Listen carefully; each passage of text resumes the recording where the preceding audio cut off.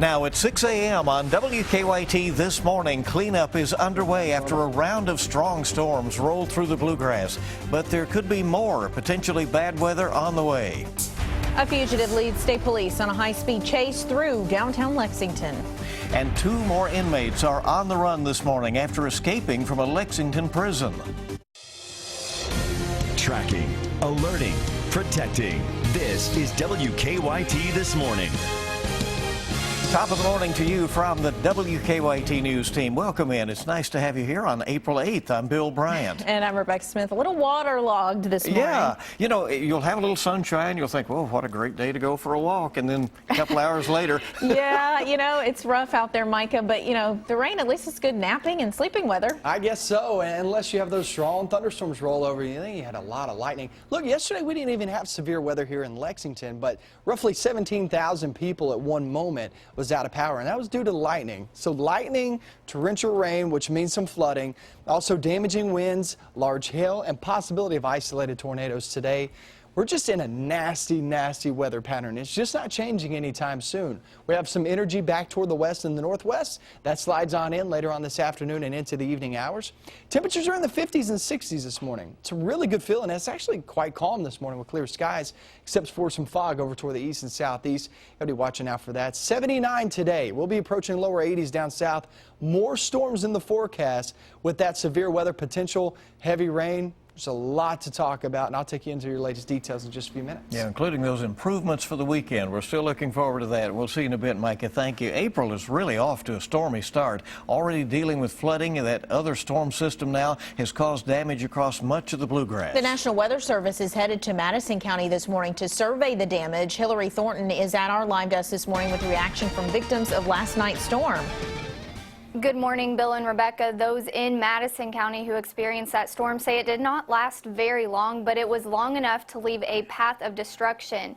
Many who sent in eyewitness videos and pictures from the Kingston and Brassfield areas, which is south of Richmond, say they saw a funnel cloud. Neighbors living in Rainbow Ridge will be cleaning up today after they say that storm went right over their homes. Those there say they saw debris flying around and even saw a large shed blow away. I just stand on the porch and I heard something coming through the trees, and I just looked over here toward Gordon and H.E. and a bunch of shingles up in the air, and I hollered at my wife and told her, hey, it was coming through here, and then it went down in front of the house.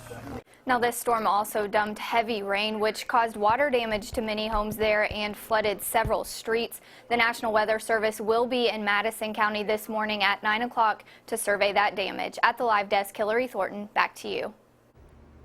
Well, another storm created more problems in Franklin County as well. Lightning and high water caused damage. Emergency crews had to rescue a driver trapped on a flooded road.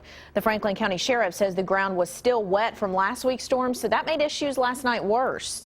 High water, a water rescue, lightning hitting the house. Franklin County Fire responded to that with us.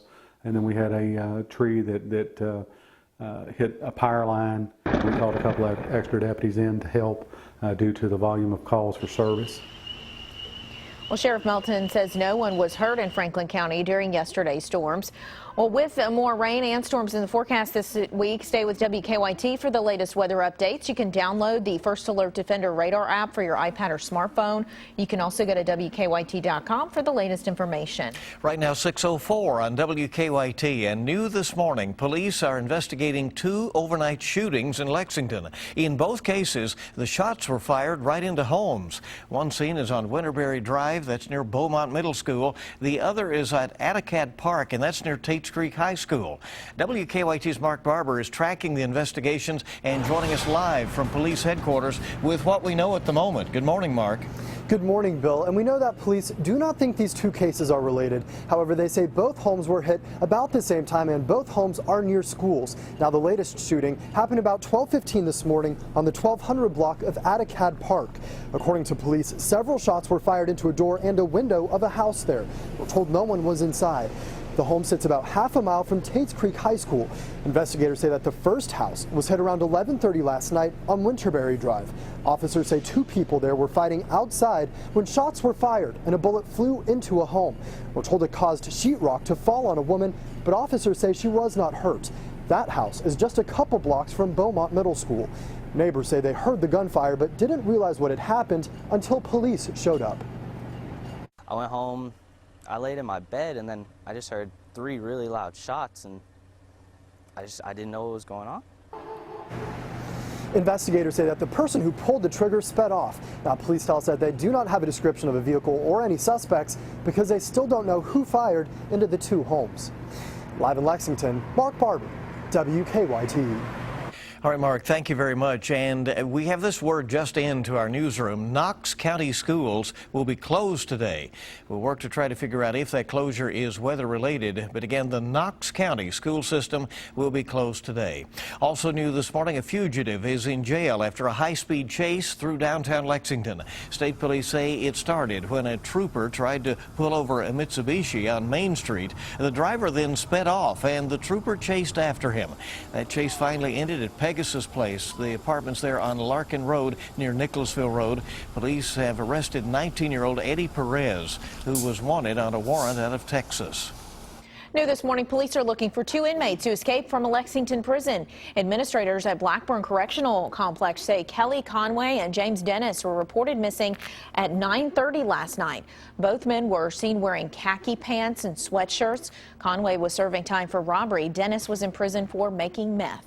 Republican Senator Rand Paul of Kentucky is set to spend his first full day as a presidential candidate, meeting with New Hampshire voters. The Kentucky Republican and Tea Party favorite kicked off his campaign yesterday in Louisville. Paul says he is running to defend the Constitution. He wants a constitutional amendment to force Congress to balance the federal budget, and he's pushing for term limits for members of Congress. I have a vision for America.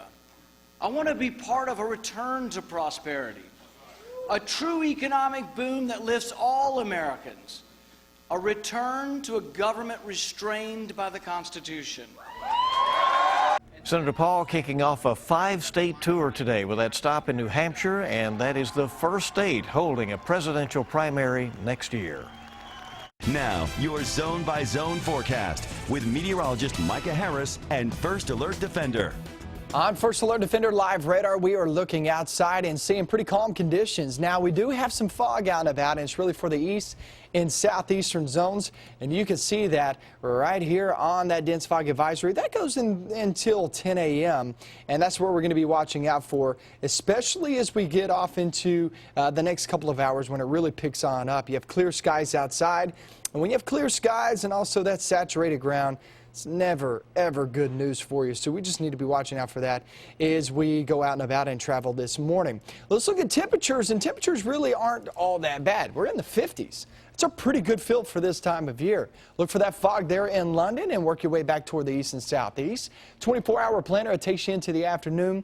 Much of your day will look really nice and it will feel really nice. It felt much more like May as we're sitting there close to 80 degrees.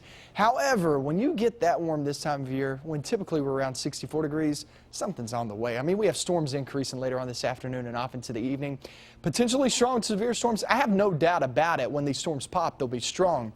But severe weather, yeah, the potential is there again. Here's today's severe weather threat. If you're not looking at the screen, pay attention real quick. It's right around the central, northern, and western zones. That is your best opportunity to pick up severe storms. Going down toward the south and southeast, well, we're still looking at that threat, but it's very marginal. You're not looking at as good of a chance, just put it that way, as central, north, and western zones. Damaging winds, large hail, isolated tornadoes again, and what's not here on the screen that you can almost make a sure bet there as we approach the next few days, flooding concerns. They'll really ramp up. Look at these storms from yesterday. Now, this was retweeted 65 times, favorited 102 times on my Twitter page there, Micah Harris, WX. These are your Twitter picks of the day from yesterday. Georgetown, Becky Williams. Boy, look at that shot. That's phenomenal right there. Another good-looking shot. This is from Joey Chapman. Sent me a couple of good ones. That's another shot. It says from the hill.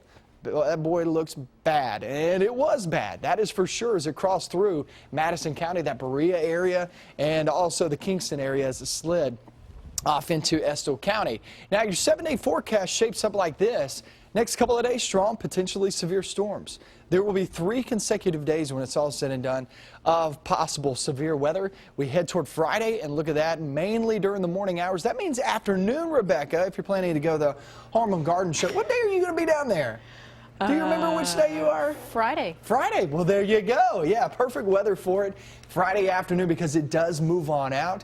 And also Keeneland kicks up there for the weekend.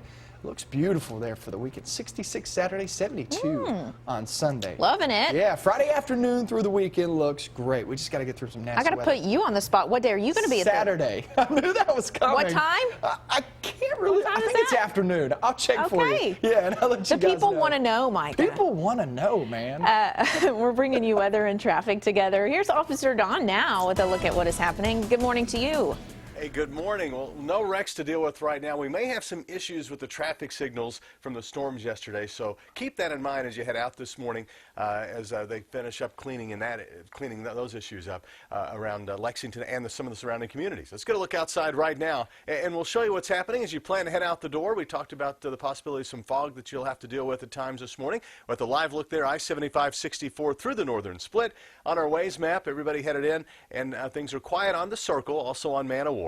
Inbound for Sales Road, just past the airport, there's a stalled car, but that's way over to the right, not a problem. Interstate looks good to kick things off coming across the Clays Ferry Bridge. Now back to you in the studio. All right, Don, thank you so much. If you happen to just be joining us, the Knox County school system is closed today. We're working to figure out exactly what the issue is there, but again, Knox County schools in southeastern Kentucky closed today. Hey, it's so nice to have you along. It's Wednesday on WKYT This Morning. Find out why someone is suing GE over last week's massive fire at Appliance Park in Louisville.